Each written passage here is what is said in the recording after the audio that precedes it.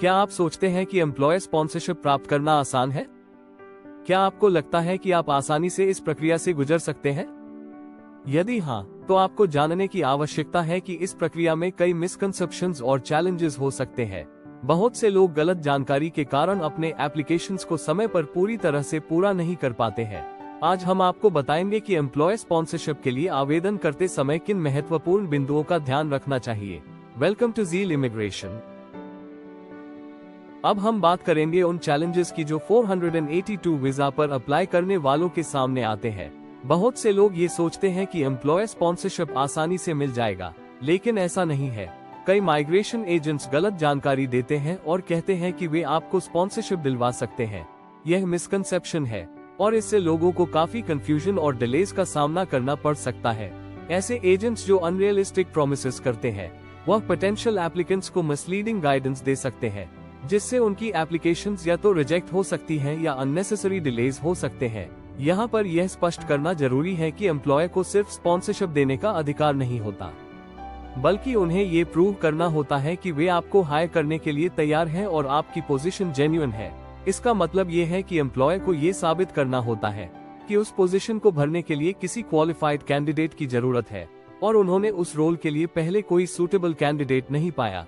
इस प्रोसेस में एम्प्लॉयर को ये डेमोन्स्ट्रेट करना पड़ता है कि उन्होंने लेबर मार्केट टेस्टिंग की है और कोई क्वालिफाइड ऑस्ट्रेलियन कैंडिडेट नहीं मिला। यह एक डिटेल्ड प्रोसेस है जिसमें एम्प्लॉयर को ये प्रूव करना होता है कि उन्होंने उस जॉब वैकेंसी को एडवर्टाइज किया और कोई लोकल कैंडिडेट उस पोजीशन के लिए फिट नहीं था।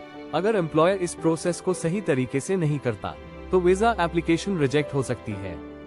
इसके अलावा एक और मिसकंसेप्शन यह है कि आप अपने रिश्तेदार को आसानी से स्पॉन्सरशिप दे सकते हैं।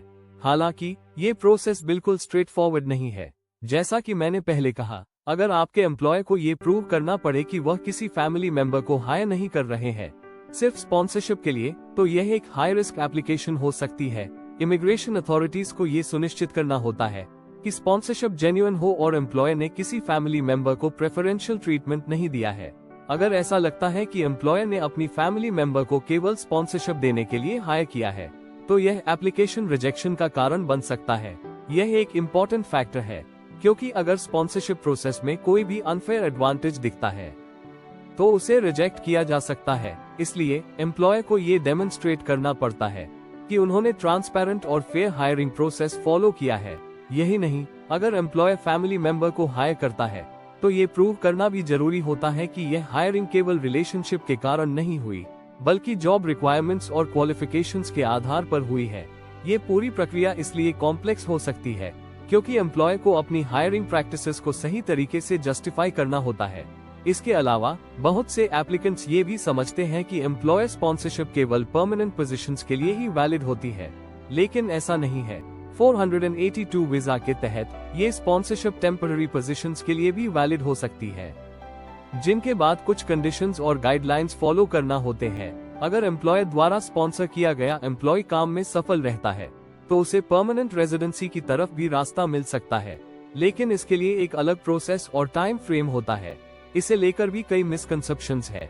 कुछ लोग यह मानते हैं कि अगर किसी एम्प्लॉय को एम्प्लॉयर स्पॉन्सरशिप मिल गया, तो वह सीधे परमानेंट रेजिडेंसी के लिए एलिजिबल हो जाएगा, लेकिन ऐसा नहीं है। कई बार एम्प्लॉय को 2-3 साल तक काम करना होता है और फिर परमानेंट रेजिडेंसी के लिए अप्लाई करने का अवसर मिलता है। इसके अलावा यह मिसकंसेप्शन भी है कि एम्प्लॉयर स्पॉन्सरशिप प्रोसेस बेहद आसान और क्विक होता है, लेकिन वास्तविकता में ये काफी टाइम कंज्यूमिंग और कॉम्प्लेक्स हो सकता है। इमिग्रेशन अथॉरिटीज को थरली चेक करना होता है कि एम्प्लॉयर ने सही तरीके से सभी गाइडलाइंस और रेगुलेशंस फॉलो की है, ताकि कोई फ्रॉड या इलीगल एक्टिविटी न हो। ये पूरी प्रोसेस कई स्टेजेस में होती है और इसमें एम्प्लॉयर को काफी डॉक्यूमेंटेशन और वैलिडेशन सबमिट करनी होती है। एक और कॉमन मिसअंडरस्टैंडिंग यह है कि अगर आप किसी कंपनी के साथ लॉन्ग टर्म काम कर रहे हैं, तो एम्प्लॉयर स्पॉन्सरशिप मिलना आसान होगा, लेकिन ऐसा नहीं है। एम्प्लॉयर को ये प्रूव करना होगा कि जिस पोजीशन के लिए वह कैंडिडेट को हायर कर रहे हैं, वह एक genuine, full time and long term role है। अगर पोजीशन टेम्पररी, पार्ट टाइम या प्रोजेक्ट बेस्ड है, तो स्पॉन्सरशिप अप्रूवल मुश्किल हो सकता है। इसके अलावा एम्प्लॉयर स्पॉन्सरशिप में कभी कभी हिडन कॉस्ट होते हैं, जिनकी एप्लीकेंट्स को पहले से जानकारी नहीं होती। जैसे एम्प्लॉयर को स्पॉन्सरशिप के लिए फीस पे करनी होती है और साथ ही कुछ लीगल रिक्वायरमेंट्स और ट्रेनिंग लेवीज का भी ध्यान रखना होता है।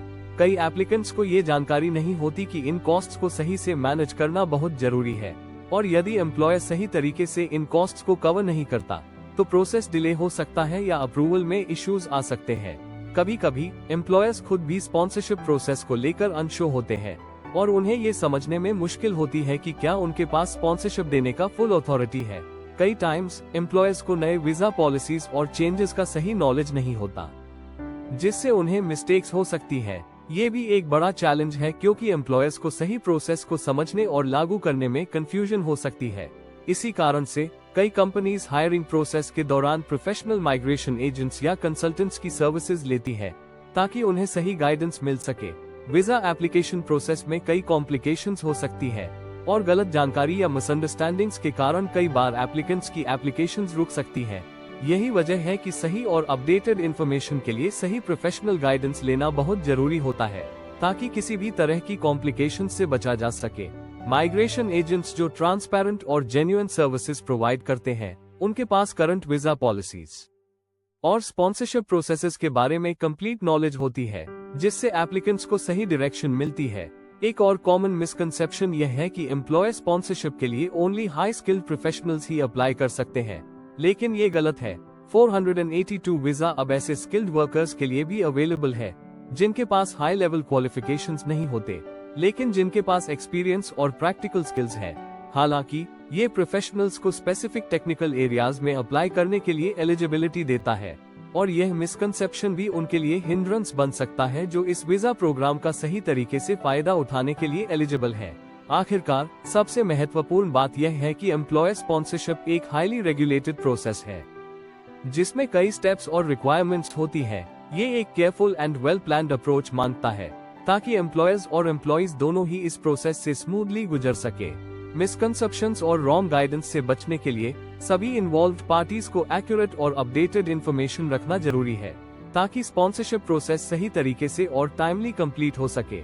Thank you for watching. हमारे चैनल को सब्सक्राइब करें और ऐसी और जानकारी के लिए हमें फॉलो करें। अगर आपके पास इस वीडियो से जुड़ा कोई सवाल है तो नीचे कमेंट में हमें बताएं। Stay tuned for more updates from Zeal Immigration.